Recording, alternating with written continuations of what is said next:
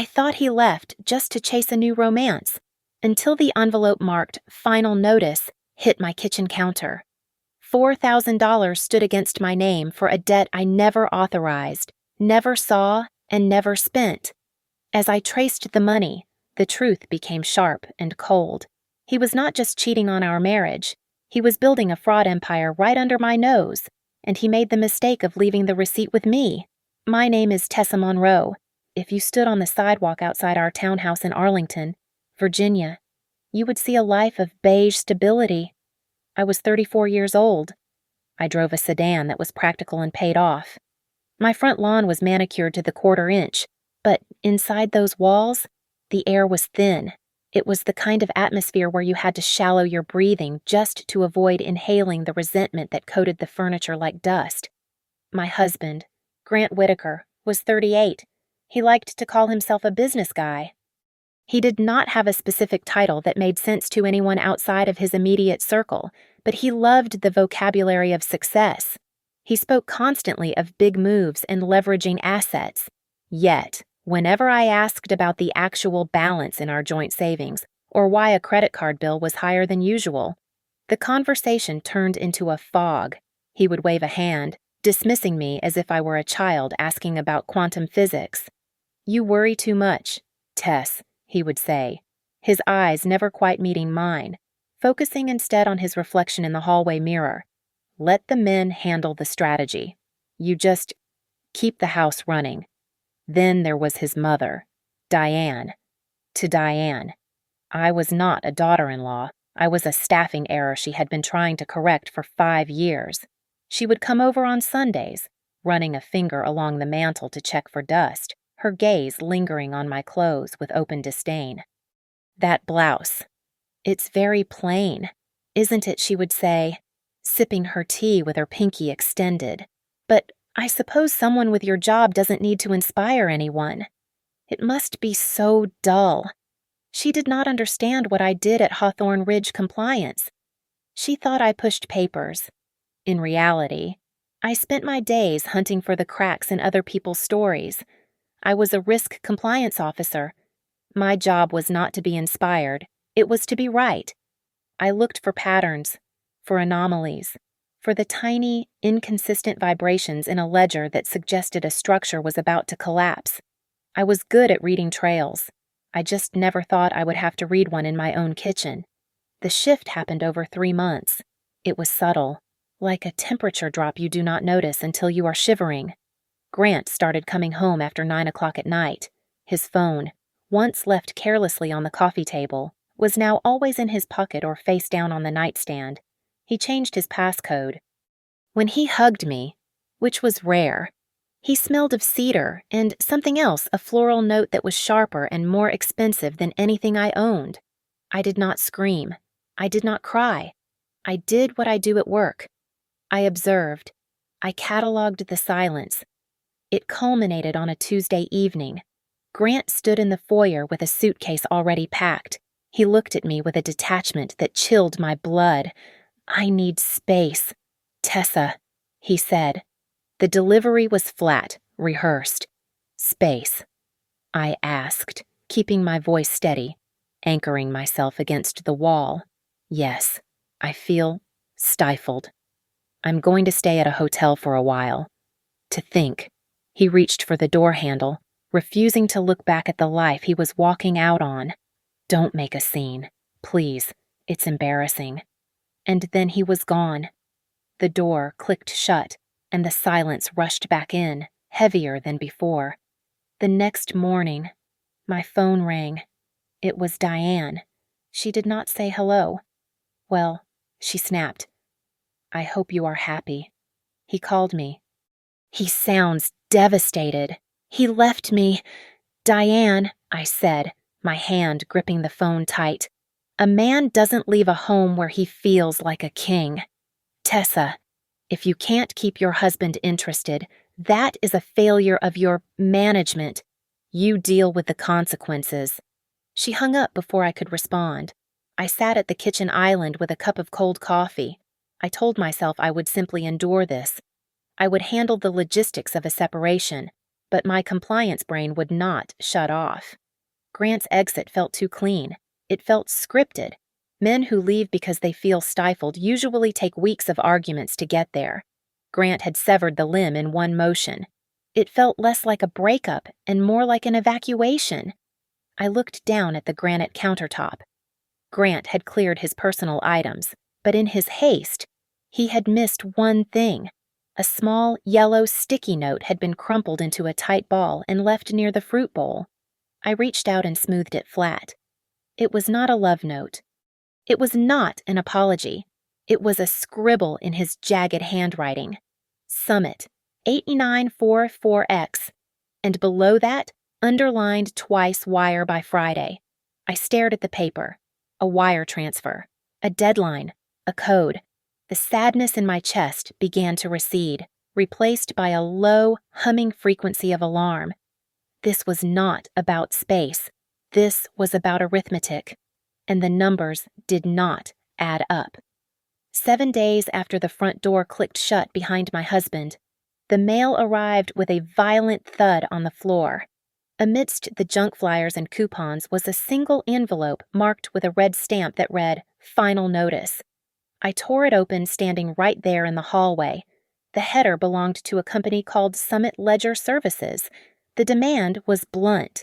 It stated that I owed $4,000 for professional consulting retainer fees. The payment was due immediately.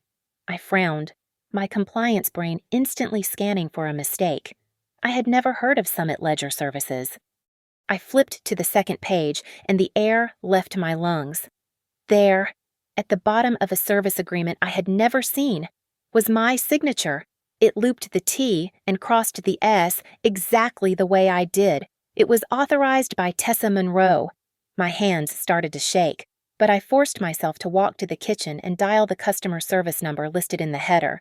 Summit Ledger, Billing Department, a bored voice answered after 2 rings. "I am holding a bill for $4,000, I said, my voice tight. "I never signed this. I have never heard of you. This is a mistake. One moment. Ma'am, let me pull up the file. Can you verify the last 4 digits of your social security number? I hesitated. I'm not giving you that." "That is fine," the operator said, unbothered. "I have it here. Ends in 4821, correct. And your previous address was on Maplewood Drive?" A cold spike of adrenaline hit my stomach. That was my real data. Private data. Information that should have been secure in a file cabinet in our study. Who authorized this?" I asked, gripping the phone. "You did, Ms. Monroe. Electronic signature on file.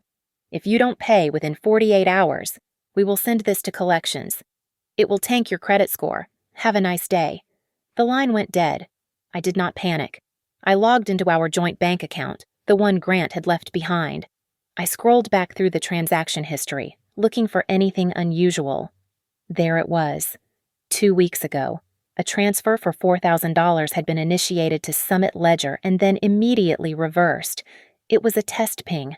Someone had tried to move the money, realized it would trigger an overdraft alert on my phone, and pulled it back to create a paper trail that looked like a glitch or a canceled service. I took a screenshot. Then I texted Diane. "Mom, Grant isn't answering. A fraudulent bill for $4,000 just arrived. It has my name on it." "Do you know where he is?" Her reply came 3 minutes later, cold and sharp. "That sounds like a daughter-in-law problem. Don't drag Grant into your financial mess. He has enough on his mind." I swallowed the bile rising in my throat and texted Grant directly. "I have a bill from Summit Ledger. They have my SSN? Call me." The 3 dots of a typing indicator appeared, then vanished, then appeared again. Finally, a single message came through. "Handle it yourself. I'm not free." Then, his profile picture turned gray. He had blocked me. I sat there in the dim light of the kitchen. He was not just leaving. He was discarding me, and he was trying to pin a debt on me on his way out. I opened my laptop. I did not go to social media to cry. I went to the credit bureaus. I pulled a full credit report, deep in the inquiries section. I found a recent hit, A new limited liability company had been formed under the name Whitaker Path Consulting. Tidia. It was linked to a post office box in downtown D.C., but the secondary contact was listed as T. Monroe. He had used my name to co-sign his business structure. I looked back at the digital invoice from Summit Ledger that I had downloaded from their portal. I right-clicked on the PDF file and selected Properties. I navigated to the Details tab to view the metadata. This is the digital fingerprint every file leaves behind, the ghost in the machine that most people forget to wipe. My breath hitched. Author, Grant Work Created. October 14th, 10:42 p.m. He had not hired an outside firm. He had created this invoice himself. He sat on his company laptop in our living room, perhaps while I was sleeping upstairs, and typed up a fake bill to charge his own wife $4,000. I closed my eyes and let out a long, shaky exhale. The tears that had been threatening to fall evaporated. In their place, a cold, hard clarity settled over me. This was not a marital dispute. This was fraud. Okay, Grant, I whispered to the empty room. You want to play business. Let's play. I did not scream. I did not throw the vase. I opened a new spreadsheet. I typed timeline in the first cell. I was done being a wife. I was now a case officer, and Grant Whitaker was my target. I went back to the junk drawer in the hallway console. It was the place where batteries and rubber bands went to die. But I remembered seeing Grant shove a silver thumb drive deep into the back of it 3 months ago. When I had asked him about it, he had snapped that it was just old tax backups and told me not to touch it. I dug through the clutter until my fingers brushed cold metal. I pulled out the drive. It was labeled Tax 2024 in Sharpie. I did not plug it into my current laptop. If Grant had installed keyloggers or remote wiping software, I would lose everything. Instead, I retrieved my old college laptop from the closet, powered it up, and kept the Wi-Fi strictly off. I was treating this like a contamination zone. I inserted the drive. The file directory popped up. There were no tax forms. Instead, there was a master folder named Receipts Reclass. I opened it and found a spreadsheet that looked like a chaotic map of a crime. The columns were labeled clearly Vendor, Invoice Number, Approval Status, and Reimbursed. I scrolled down, my eyes scanning the data with the speed of a machine. I saw the name Summit Ledger Services repeated 12 times. The dates were scattered, but the amounts were identical. Each line listed a charge for $4,000, but the invoice numbers were slightly different, changed by a single digit or letter at the end. Invoice laundering, I whispered to the quiet room. It is a classic, stupid trick. You submit the same bill multiple times with slightly altered reference numbers, so the accounting software treats them as separate, valid expenses. Grant wasn't just paying a bill, he was charging a client for the same work over and over again. I checked the metadata of the Summit Ledger website he had listed. I used my phone to look it up. The domain had been registered only 6 weeks ago. The headquarters address listed on the footer was a co-working space in downtown D.C., a place where you can rent a mailbox for $50 a month. Summit Ledger was a shell. It was a ghost ship designed to carry stolen cargo. Then I remembered Grant's bragging. Over dinner a few months ago, he had puffed out his chest about consulting for a program that filtered down from federal grants. It's government money. Tess. He had said, pouring himself too much wine. It's basically infinite if you know how to frame the request. I clicked on a subfolder labeled Correspondence. There was a forwarded email chain that made my stomach turn. It wasn't from a boss. It was from a personal Gmail account. The subject line was Structuring Protocol. The body of the email was short. Keep all single withdrawals under $10,000. Anything over that triggers a currency transaction report. Split the payments. Don't be an idiot. He was structuring payments to avoid federal scrutiny. That was a felony. And he wasn't doing it alone. I saw the name Sloane Pierce all over the spreadsheet. She was listed as Vendor Liaison. I searched her name in the email cache. Sloane Pierce, 29 years old. Her signature block identified her as a brand strategist. But her emails were not about branding. They were about logistics. They were about how to move money without getting caught. I needed to know how deep this went. I walked to the living room and picked up the old iPad Grant had left behind. It was an older model, usually dead, but I had plugged it in to charge yesterday. I pressed the home button. It was still logged into his iMessage account. The sync had pulled down the latest conversation from just before he blocked me. I opened the thread with Sloan. Grant, she's asking questions about the money. I need to distract her. Sloan, push the bill to your wife. Clean slate fast. Let her panic about the debt so she doesn't look at the company. We need 2 more days to clear the account. I stared at the screen. The glass felt cold under my fingertips. Push the bill to your wife. I read aloud, testing the weight of the words. He hadn't just left me for a younger woman. He had thrown me a financial grenade to cover his retreat. He needed a scapegoat, and he had chosen the person who washed his clothes and managed his calendar. I put the iPad down gently on the coffee table. I waited for the tears to come, for the heartbreak of 8 years to wash over me. But nothing happened. My eyes were dry. My hands were trembling, not from sadness, but from a rage so pure it felt like clarity. Okay, I said, my voice steady in the empty house. So, it's not just cheating, it's a crime. I looked at the Tax 2024 drive. It wasn't a backup, it was evidence, and I was the only one who knew how to read it. I met Maya at a corner table in a coffee shop 3 blocks from my office. Maya was the kind of friend who would slash tires first and ask questions later. She watched me scroll through the spreadsheet on my phone, her knuckles white around her latte mug.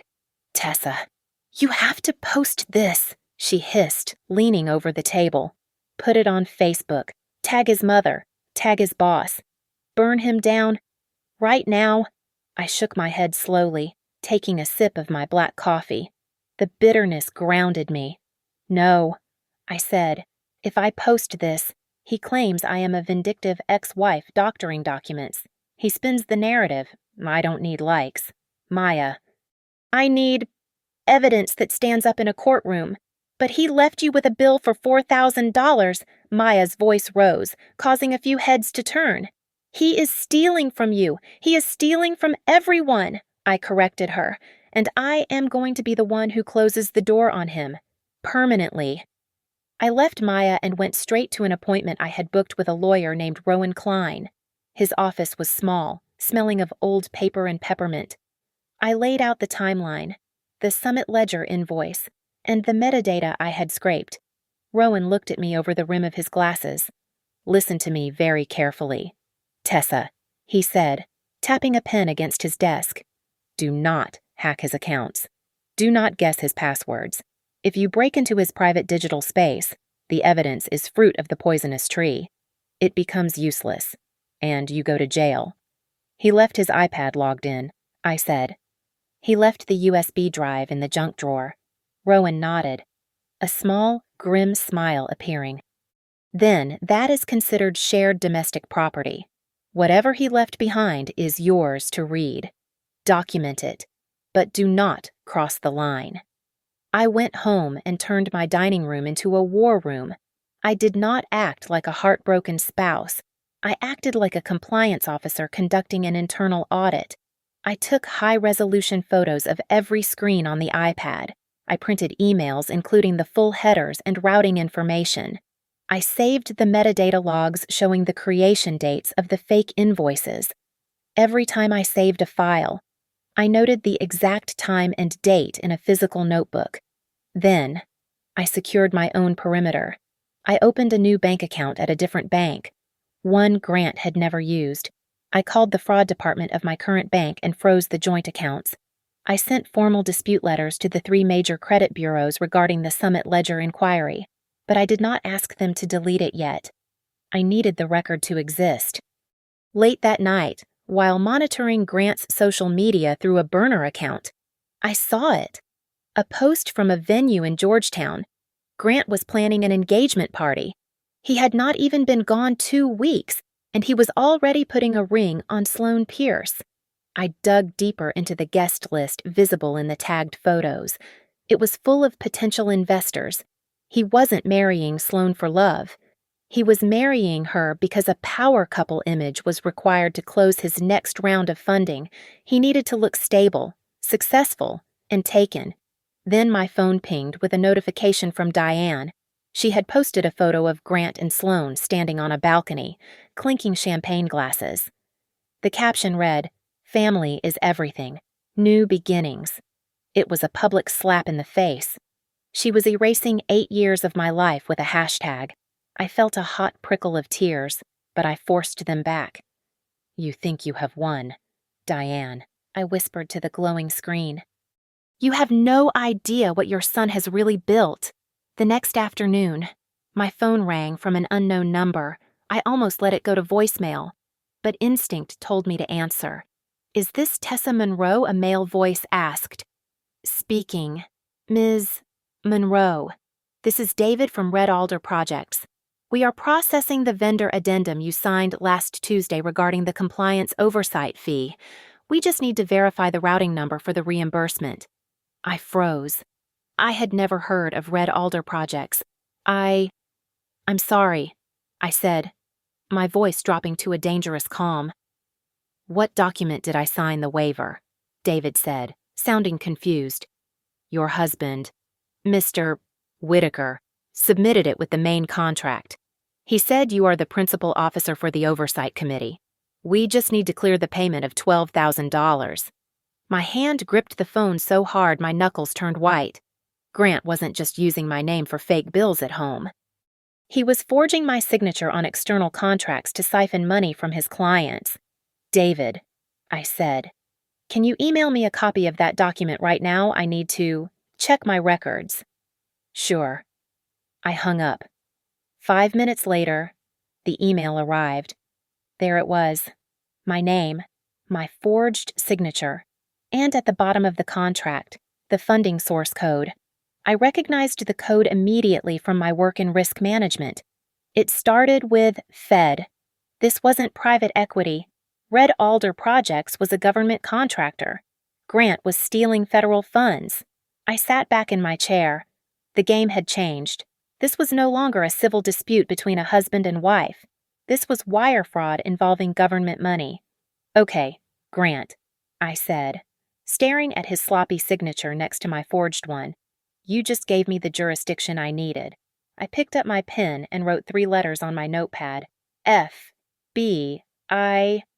I drove into the city at 10 o'clock in the morning, parking my car 2 blocks away from the address listed on the Summit Ledger Services header. It was not a corporate headquarters. It was a co-working space called The Nexus, a glass-walled building where startups rented desks by the hour.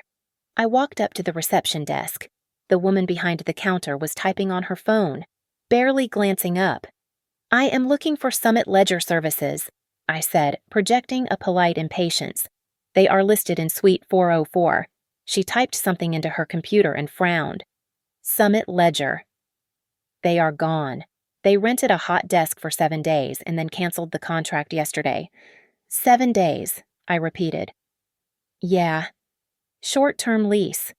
Look, are you a client? Because they left no forwarding address. I am the owner's wife." I lied smoothly, sliding my ID across the counter. "Grant Whitaker. He thinks he left a folder here, and he is frantic about it. Can you just check the rental agreement to see if he listed a secondary contact number? He is not answering his cell?" She hesitated, then shrugged. "I guess it doesn't matter if they are gone." She turned the monitor slightly. I did not look for a phone number. I looked at the signature at the bottom of the digital lease.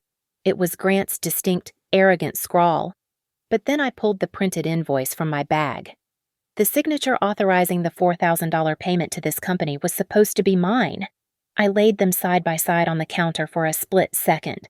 The Tessa Monroe signature on the bill had the exact same pressure points as Grant's signature on the lease. He had not just forged my name. He had traced it from an old document, but his hand was too heavy. He pressed down hard on the downstrokes. "I write with a light touch." "Thank you," I said, turning away before she could ask more questions. I will tell him to check his email. Back at the townhouse, I went through the recycling bin in the garage. Grant was lazy about shredding. He assumed that once something was in the bin, it effectively ceased to exist. I found a crumpled express envelope at the bottom. Inside was a plastic laminate badge on a lanyard. It read, Federal Contractors Winter Mixer, Guest Grant Whitaker, Vendor Representative. I stared at the badge. He was not just consulting. He was positioning himself as a federal vendor. He was embedding fake companies into the supply chain of massive government projects to siphon off reimbursements. I ran back to my laptop and opened the stolen spreadsheet. I stopped looking for the $4,000 amount. That was just a test transaction. A ping to see if the system and his wife would notice. I sorted the columns by vendor ID instead of amount. The screen filled with rows. There were dozens of payments, $2,000, $1,500, $800. Small amounts that would fly under the radar of a standard audit. But when I highlighted the entire column, the sum at the bottom of the screen made me dizzy. $240,000. He had been doing this for 18 months. I clicked on another tab labeled Marketing. The payments here were going to a different entity, Pierce Prism Media. I searched the corporate registry state database. Pierce Prism Media was registered to Sloan Pierce. The filing date was 3 weeks after Grant and I had our 5th anniversary dinner. She was billing the project for brand strategy services. There were no deliverables in the folder, no logos, no reports, no slide decks, just invoices for time spent. She was not just the mistress, she was the bag man. My heart was hammering against my ribs, but my hands were steady. I needed one more thing. I needed to know who else knew. I went to the landline base station in the kitchen. We rarely used the home phone, but it had an answering machine that stored deleted messages in a backup cloud. I accessed the interface and scrolled back 2 months. There was a voicemail from Grant to his mother, Diane. I pressed play. Mom. Look, if Tessa asks about that weird deposit, just tell her it is for consulting fees. Do not let her see the bank statement. I need to move the funds before the quarter ends. Just stick to the story. The recording ended with a click. I sat in the silence of my kitchen. Diane knew. She had known the whole time she was criticizing my cooking and my clothes. She was helping him wash the money. Okay. I said to the empty room. Okay. This was no longer a domestic dispute. I could not just hire a divorce attorney. If I sued him for the money, he would hide it or spend it on lawyers. I needed something absolute. I picked up the timeline I had created. I added the co-working contract, the Pierce Prism Media registration, and the transcript of the voicemail. I put everything into a crisp manila folder. I was not going to negotiate. I was not going to ask for a settlement. I looked up the number for the local field office of the FBI. Hello, I said when the operator answered. I would like to report a case of wire fraud involving federal contracting funds. I have the paper trail, and I know where the money is. I walked into the federal building at 9 o'clock in the morning. It did not look like the movies. There were no glass walls or high-tech situation rooms visible from the lobby. It was a fortress of beige drywall and fluorescent lighting, smelling faintly of floor wax and stale coffee. The security check was rigorous, efficient, and completely silent. I was escorted to a small conference room without windows. 2 agents were waiting for me. One was a man with a sharp jawline and tired eyes, who introduced himself as Agent Cole Ramirez. The other was a woman, Agent Dana Whitfield, who sat perfectly still with a notepad in front of her. Ms. Monroe. Agent Ramirez started, his voice flat. You indicated in your tip that you have evidence of wire fraud involving federal subcontractors. That is a serious accusation. I know. I said. I did not fidget. I placed my heavy tote bag on the table. I work in risk compliance. I know what fraud looks like. Agent Whitfield looked at me, her pen hovering over the paper. Before we look at anything, we need to ask, how did you acquire this evidence if you hacked a password-protected device that does not belong to you? We cannot use it. I did not hack anything. I replied clearly. The laptop is marital property. The iPad was left in our shared living room, logged in. The USB drive was in a junk drawer in our kitchen. I have not altered any files. I have only copied and cataloged them. I slid the dossier across the table. It was not a mess of papers. It was a bound report. I had organized it by timeline, starting with the first suspicious withdrawal and ending with the Summit Ledger invoice. I included the metadata screenshots, the email headers, and the dispute logs from the credit bureaus. Ramirez opened the folder. The room went silent for 5 minutes. The only sound was the turning of pages. "Look at page 4, I said softly. He is using a method called invoice stacking. He submits 5 bills for $800 each to avoid the approval threshold for a single $4,000 expense. Whitfield leaned in. And here, he is splitting payments across 3 different shell LLCs, Summit Ledger, Pierce Prism, Whitaker Path. Ramirez looked up at me. The skepticism was gone from his eyes. "You did the forensic accounting yourself." "I just followed the math," I said. Whitfield typed something into her laptop. She stared at the screen for a long moment, then turned the computer slightly so Ramirez could see. They exchanged a quick micro-expression of recognition. "Ms. Monroe," Whitfield said. "Your husband, Grant Whitaker. You are not the first person to flag this name." My breath hitched. "What we received a tip 3 months ago from a junior accountant at a construction firm," Ramirez said. "They noticed irregularities in a subcontractor bid. We thought it was isolated. But with your data, this isn't isolated. This is a machine." I felt a cold shiver run down my spine. Grant wasn't just a desperate husband trying to hide assets. He was a career criminal who had been practicing on me. "We are opening a formal investigation," Ramirez said. He pushed a stack of forms toward me. "We need you to sign these. You are now a cooperating witness. But you need to understand the rules. You cannot confront him. You cannot let him know you are here. If he gets spooked, he will shred the digital trail before we can get a subpoena." "I understand." I said, "He has to believe he is winning." Whitfield added, "Can you do that? Can you let him think he is smarter than you? I have been doing that for 8 years, I said. I signed the papers. My hand did not shake. When I walked back out into the daylight, the city looked different. The noise of the traffic felt distant. I had crossed a line. I was no longer just a wife or a victim. I was part of the mechanism that was coming for him. I drove home in silence. As I walked into my kitchen, my phone buzzed on the counter. It was a text from Grant. It was the first time he had reached out in weeks. "Grant, look, Tess, I know things are tense, but I need you to sign a confirmation for that consulting fee. It is just for tax purposes. Help me out here, and we can put this behind us." To smooth things over, I stared at the screen. He was trying to get me to legally acknowledge the debt so he could claim it was a legitimate expense. He thought I was desperate for his approval. He thought I was weak. I typed my reply slowly. "Send the document to my email. I will take a look." He replied instantly with a thumbs-up emoji. 2 minutes later, the email arrived. I did not open the attachment. I did not read his fake apology in the body text. I simply hit forward. I typed one address, Ramirez FB, Gov. I hit send. Then I went to the fridge and poured myself a glass of water. The trap was set. All he had to do now was walk into it. The phone rang at 7 o'clock in the evening. It was Grant. I let it ring twice before picking up.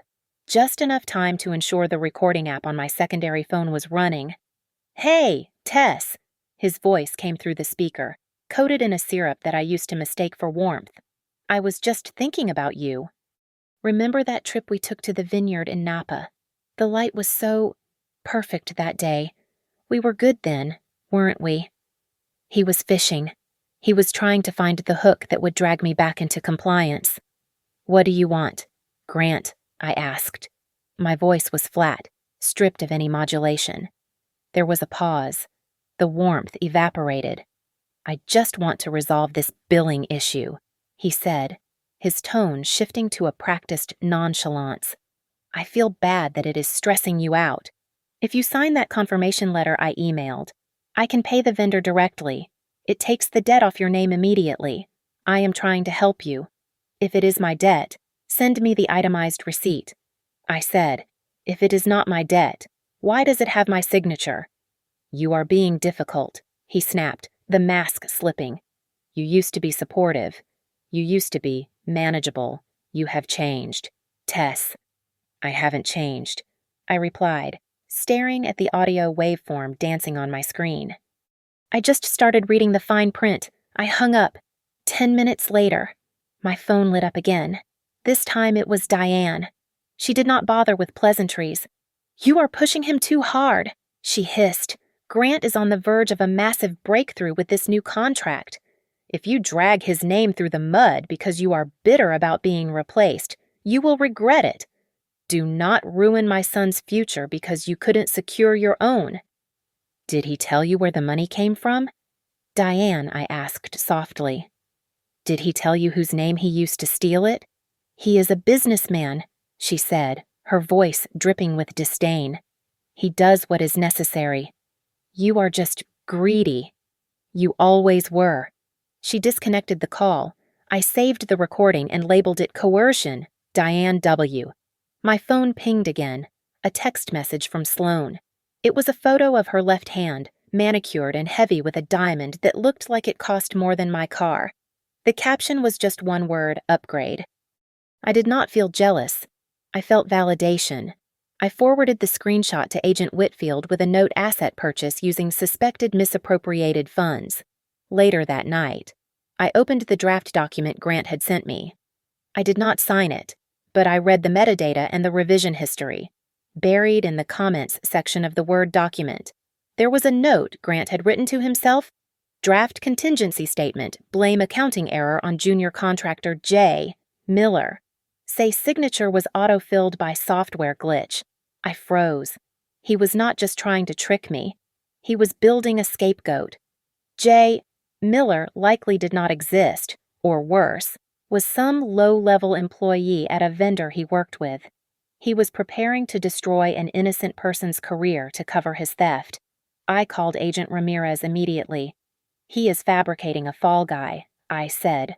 We know. Ramirez replied, we need you to keep him talking. Do not sign anything, but do not tell him no.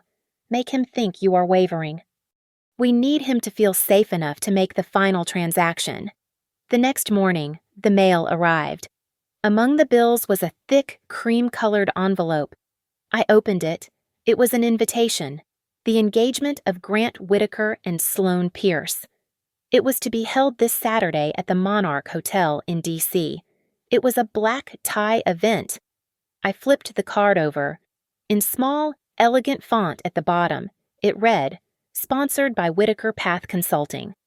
I stared at the card. He was paying for his engagement party with the money he had stolen from the federal government, laundered through the company he had co-signed with my forged signature. He was inviting 300 people to watch him celebrate a crime. I knew then exactly what I had to do. I was not going to hide. I was going to accept the invitation. I texted Grant. I will bring the signed papers to the party. I want to give them to you in person, so I know it is done. He replied within seconds. Fine. Come to the suite before the speeches. Don't make a scene. I put the phone down.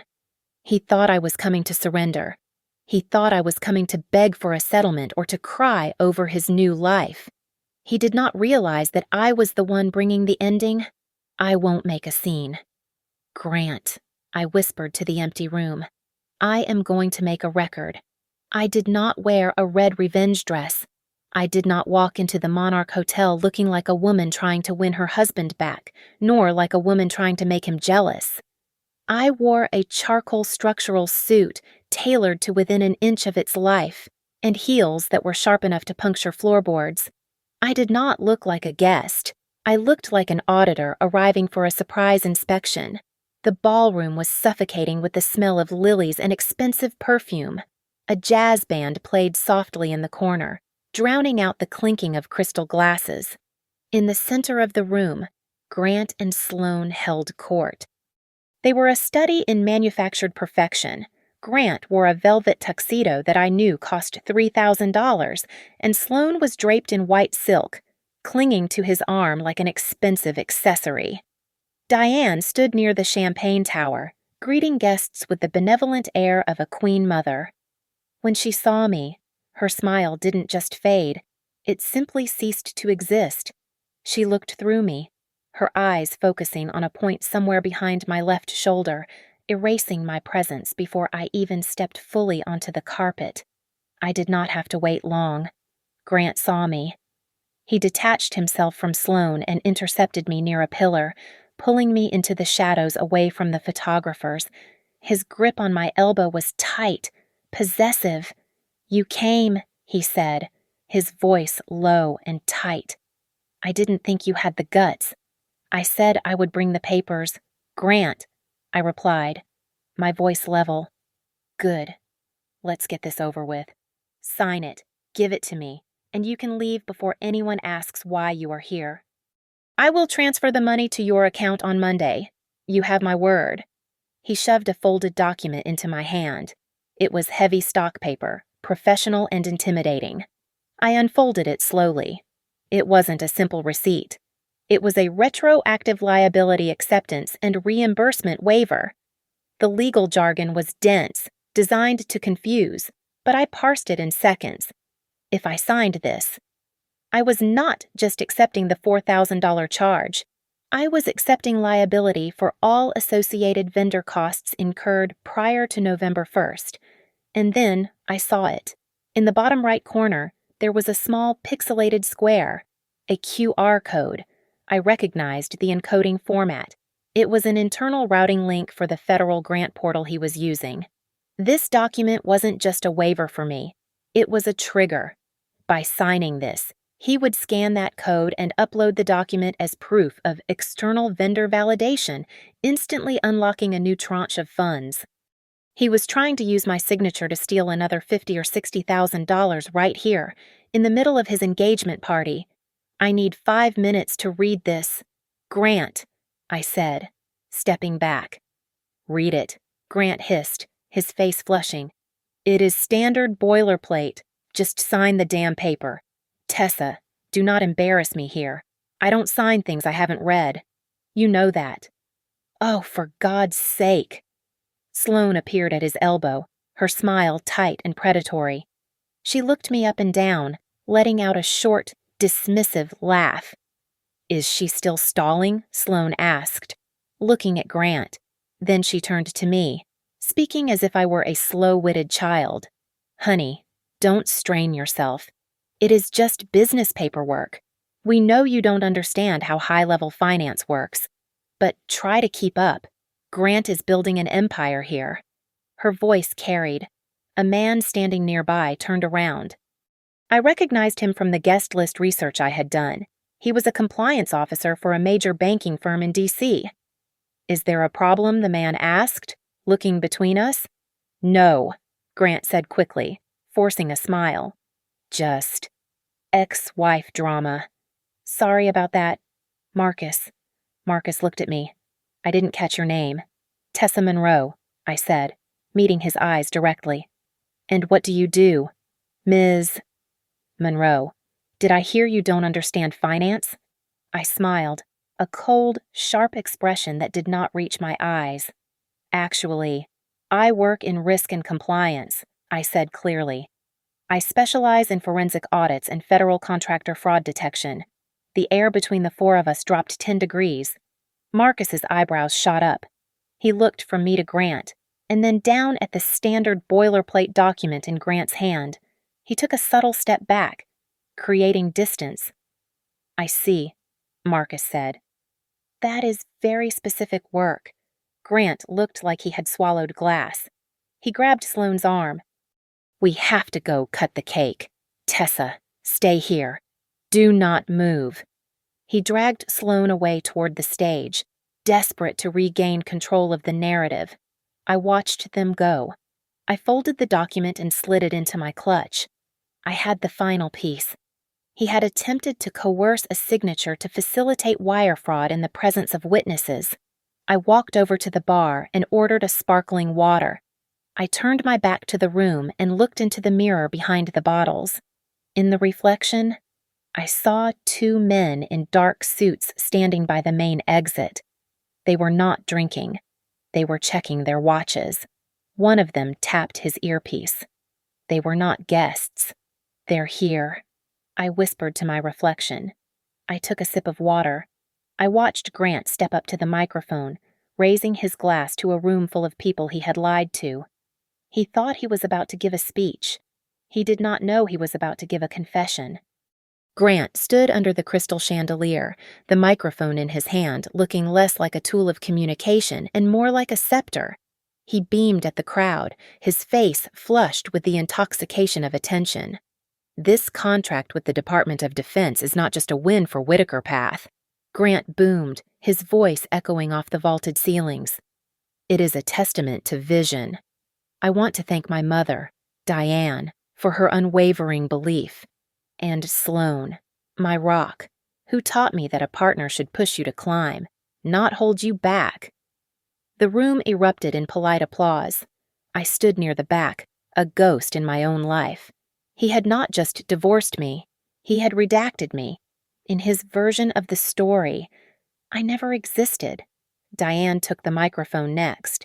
She smoothed her silk dress, her eyes glinting with a malicious delight as she scanned the room. "It is a relief," she said, her voice dripping with faux sympathy, "to see Grant finally free of financial anchors. We all know how hard he worked while others were content to simply spend what he earned. But tonight, we celebrate a future where assets are protected." A ripple of murmurs went through the crowd. I felt the heat rise in my cheeks, the shame she intended to plant taking root. But I did not look down. I looked at the stage. Grant was signing a ceremonial check, a donation to a local charity to cement his image as a philanthropist. I watched his hand move. He pressed down hard on the downstrokes, the ink bleeding slightly. It was the exact same motion, the exact same heavy hand that had forged my signature on the invoice for $4,000. Behind him, a projector cycled through the logos of his trusted partners. A graphic for Summit Ledger Services flashed on the screen. My breath caught. The logo was pixelated at the edges. It was a low-resolution file. I recognized it immediately. It was the same file I had seen in the Receipts Reclass folder on the USB drive, saved under a subdirectory named Fake Assets. He was projecting his own fraud on a 20-foot screen, and only I knew the code to read it. Grant stepped off the stage and moved through the crowd, making a beeline for where I stood in the shadows. He leaned in close, the smell of expensive scotch on his breath. "You see this," he whispered, his voice low and dangerous. "This is momentum. Tessa, you can't stop it. If you want peace, if you want to walk away without me destroying your credit rating forever, just sign the paper." My hand was inside my clutch, clutching the phone that was recording every syllable. "Is that a threat, Grant?" I asked softly. "It is reality," he hissed. "Sign it." Before I could answer, Sloan appeared. She wrapped an arm around Grant's waist, staking her claim. She held up her wrist, where a diamond tennis bracelet glittered under the lights. "Don't bore her with business, baby," Sloan said, laughing. "Look at this. Isn't it stunning? Grant has such generous taste." I looked at the bracelet. I didn't just see diamonds. I saw a spreadsheet row. Date October 3rd. Vendor Cartier. Amount $12,500. Classification marketing reimbursement. "It is beautiful.